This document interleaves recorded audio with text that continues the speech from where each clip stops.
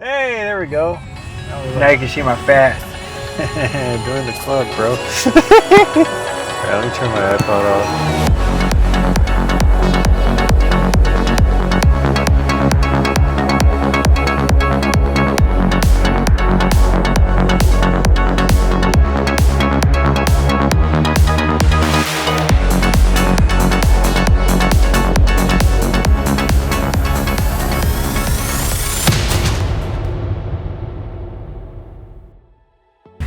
Heading out to LA Live.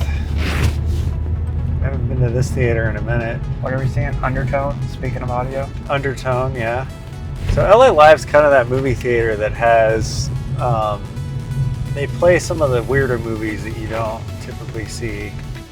I really don't know a whole lot about this movie. Like, who's even in it? Is there anybody we recognize in it? I don't know if it's any big name actors. It looked like a smaller budget movie. I don't even remember the trailer. I was trying to describe, like, well, there's this podcaster, right? And she hears a sound. But I did see a headline for a review of the movie that one said it's really good and said that it's different than any other kind of horror movie because they actually really work with the sound, the soundscape and the audio to scares or thrills rather than all the visual aspects that horror films normally rely on. From what I've seen, it looked like one of the movies where critics seemed to like it and audiences were complaining that it wasn't scary. But my thought on that is, if you saw it at a movie theater with a crap sound system, it's probably not going to give you the same experience. And critics typically see things in nicer movie theaters. So Yeah, and we are lucky, and probably a lot of critics, that we live in an area where we have access to it. There's a lot of areas that don't. So, what are you thinking for lunch today? Are you, Could be a Cantor's kind of movie. Well, we went there and I had looked, and I remember there was a bunch of taco shops all around. tacos are on the table.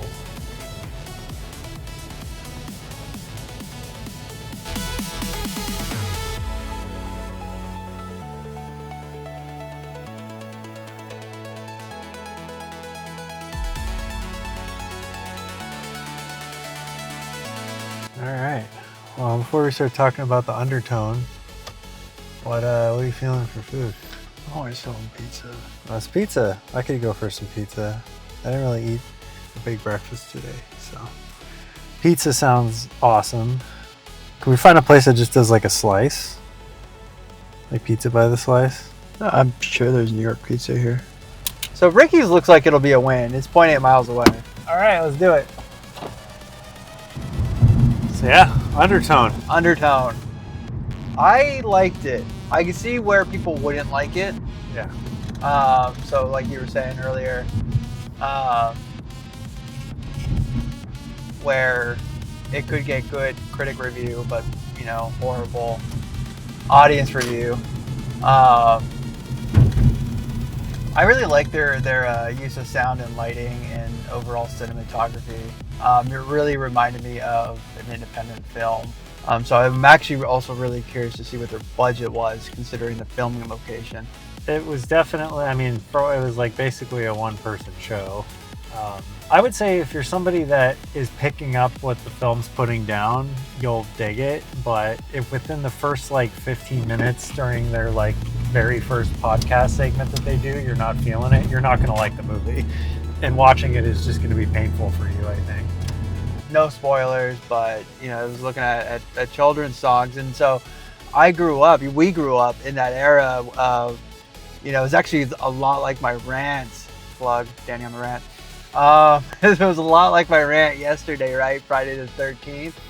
I don't know if you watched it yet, but I talk about the good old days where we had all these weird superstitions, and that's what was scary. For sure. I also think that the movie plays a lot with the ideas of what sound can do to you.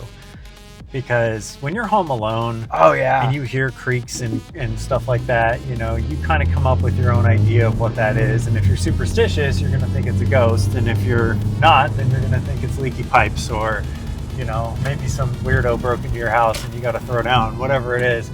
because I've been in that position before, and even the thing where, you know, throughout the movie, the character's constantly putting on their noise canceling headphones and cutting out all the sound around them except for what they're hearing in their headphones, and then they kind of like wig themselves out by amplifying these sounds in their headphones. So it was interesting. You're just gonna think it's lame. Yeah. And I think if you watch this movie, you'd probably either need to see it in the theater or you need to watch it with headphones. I was about to say, watch it with noise canceling headphones.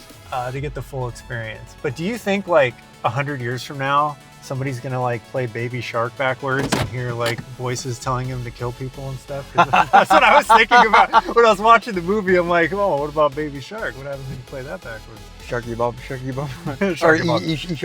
You get a shark what? Sugar bomb.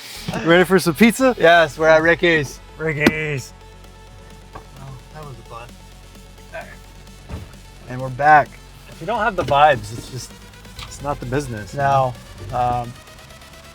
We're going to another place, this pizza spot. We tried to give it a chance, and the vibes were off, the prices were high. They didn't know if they were open or closed. It's not a very nice area either, to be honest. I'm okay with hole in the walls, but yeah, that place was not doing it.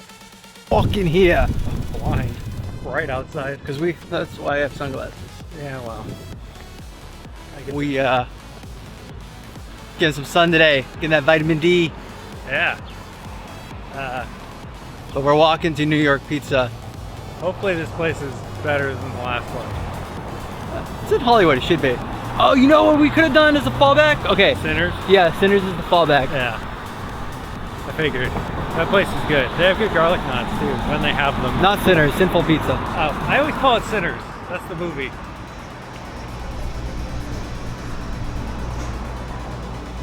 It's a pizza. That's a big pizza. It's also hot. There you go. Good? No, it's good. All right.